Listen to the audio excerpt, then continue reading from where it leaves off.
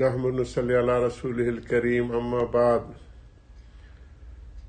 ان اللہ و ملائکۃ یصلون علی النبی یا ایھا الذین آمنوا صلوا علیہ وسلم تسلیما اللہم ارحمنی بترک معصی ابدا ما ابقیتنی وارحمنی ان اتکلف ما لا یعنینی وارزقنی حسن نظر الی آخر۔ حضرت کی بات چل رہی ہے کہ اہل اللہ کو اللہ پاک نے جو ان درجے کے کمال عطا فرمایا ہوتا ہے اس کے اسباب اور سبب کیا ہوتے ہیں کہ معصیت جو کھلی معصیت ہوتی ہے صغیرہ کبیرہ وہ اس سے تو بچتے ہیں، جو لایانی ہوتی ہے اور خلاف اولا کام ہوتے اس سے بھی ذوق صحیح ہو تو ہر چیز کا اثر فوراً محسوس ہوگا، طاعت میں شگفتگی اور معصیت میں قلق، بلکہ خلاف اولا میں بھی چونکہ ایک بزرگ کسی کی تشریف لے گئے، دروازے پر پہنچ کر پکارا، اندر سے جواب ہے کہ نہیں ہے، پوچھا کہاں ہے، جواب ملا خبر نہیں۔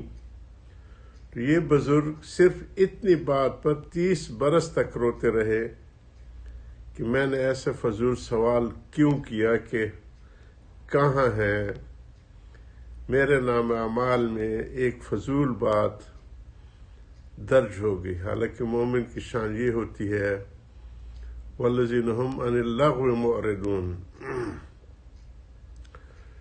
کل ہمارے بدین کے کچھ ساتھی ہیں جو ہمارے ساتھ اصلاحی تعلق ہے، وہ بڑے شان والے ہیں، ممتاز اور اسلم وغیرہ، ہر سال آتے ہیں سیکھنے کے لیے۔ انہوں نے یہ سوال کیا کہ زبان کے لرزشیں بہت زیادہ ہیں اور تولو اور بولو کی عادت ڈالو کہ سیکنڈ 2 سیکنڈ اور رک کے کام کرنے اور بولنے کی عادت ڈالو تو انشاءاللہ یہ چیزیں اس کی مضرت سے بھی بچ جاؤ گی اور یہ چیزیں حاصل بھی ہو جائیں گی۔ انہوں نے بتایا کہ ہم نے تو حدیث میں سنا کہ حضرت بکر صدیق رضی اللہ عنہ صبح صبح سیر کی کتابیں وہ اپنی زبان مبارک کو پکڑ کے کھینچتے تھے۔ میں نے بتایا کہ ہم نے اپنے حضرت کو عملی طور پہ دیکھا کہ صبح تہجد کے بعد اپنی زبان کو پکڑ لیتے تھے اور وہی جملے فرماتے تھے جو ابو بکر صدیق رضی اللہ عنہ فرماتے تھے کہ اے زبان تو کنٹرول میں رہے، تیری وجہ سے یہ ساری مصیبتیں اور پریشانی آئیں گی۔ اسی طرح آتا ہے کہ زبان سے سارے اعضاء جوارح پناہ مانگتے کہ تو ٹھیک راہ پہ رہنا اور تمہاری وجہ سے ہم سب متاثر ہوں گے۔ تو مومن کی شان تو یہی ہوتی ہے۔ کل میں نے کہا کہ ہماری ایک عادت ہو گئی ہے کہ ہر ایک کی ضرورت ہو یا بلا ضرورت ہو ہم لوگ ان کے کام میں پاؤں اٹکاتے ہیں۔ ان کو میں نے فارسی کے ایک اپنے اکابرین کی حکایت سنائی کہ کار خود کن، جو تمہارے ذمہ کام ہے اطاعت والے وہ پورا کرتے رہو، کار دیگر مکن، دوسروں کے دھندوں میں اپنے پاؤں نہ اٹکاؤ، اس سے ساری زندگی میں پریشانیاں اور قلق اور تکلیف اور وہ شروع ہو جاتی ہے۔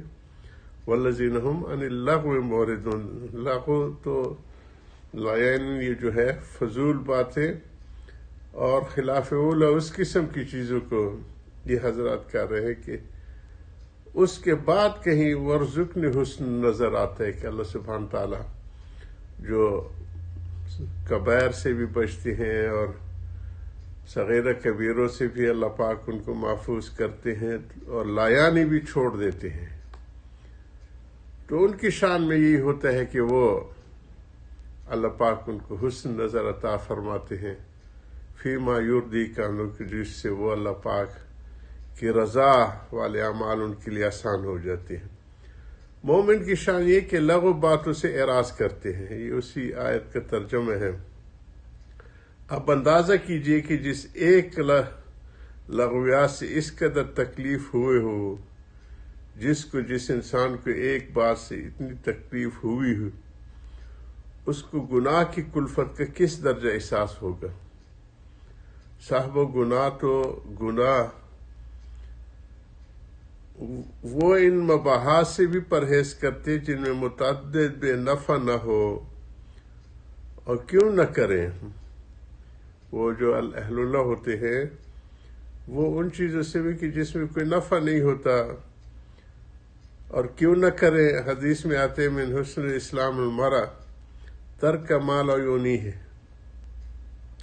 جس کو میں نے شروع میں دعا کی شکل میں حضور صلی اللہ علیہ وسلم کا ارشاد کو فرمایا، یعنی بیکار باتوں کو چھوڑنا آدمی کے حسن اسلام میں سے ہے۔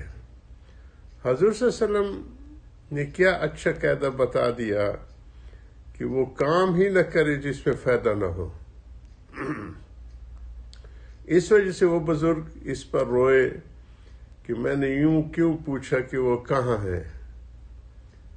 اللہ اکبر، جس کو اتنی سی بات سے اتنا قلق ہو کہ 30 برس گریہ و زاری میں کاٹے، اس سے گناہ سے کس قدر صدمہ ہوگا۔ بہرحال اعمال کی سزا و جزا دنیا میں فوراً مل جاتی ہے، دنیا میں اس کی جزا و سزا فوراً مل جاتی ہے۔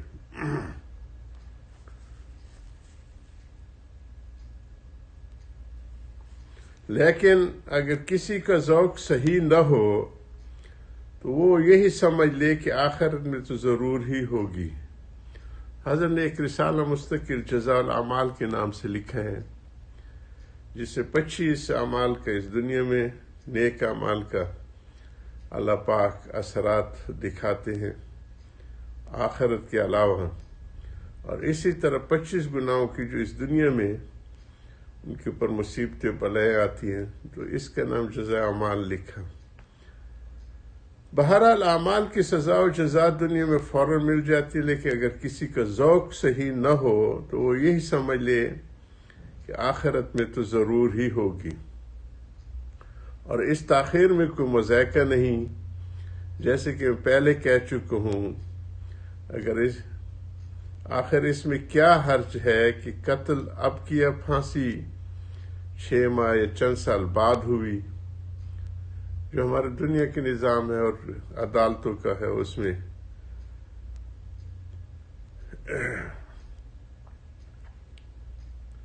قتل ابھی کیا۔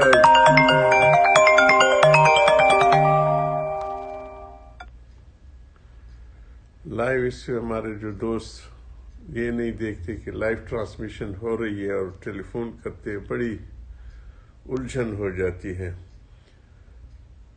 تو اس میں جو کہہ چکا، آخر اس میں کیا حرج ہے؟ قتل اب کیا، پھانسی 6 ماہ بعد، چند سال بعد ہوئی، یا ایک نے BA سول سروس میں اب پاس کیا اور 6 ماہ کے بعد اس کو نوکری ملی۔ تو یہ چیزیں تو دنیا میں بھی ہے۔ 6 ماہ کے بعد ڈپٹی کمشنر بننا سزا اور جزا کی تاخیر سے دنیا میں کوئی مذائقہ نہیں سمجھا جاتا۔ پھر اگر خداوند تعالیٰ کے یہاں بھی ایسا ہوا تو کیا حرج ہے؟ خدا کے یہاں آپ یہ چاہتے ہیں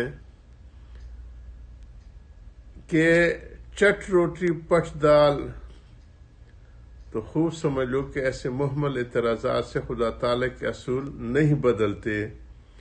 لن تجد لسنت اللہ تبدیلا، تم اللہ تعالیٰ کے قانون میں کسی قسم کا فرق اور تبدیلی ہرگز نہ پاؤ گے۔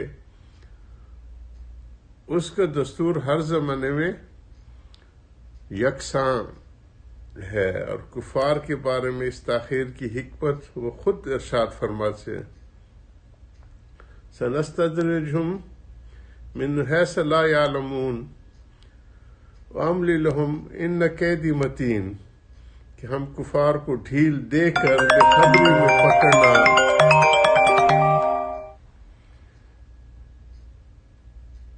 چاہتے ہیں۔ تمہیں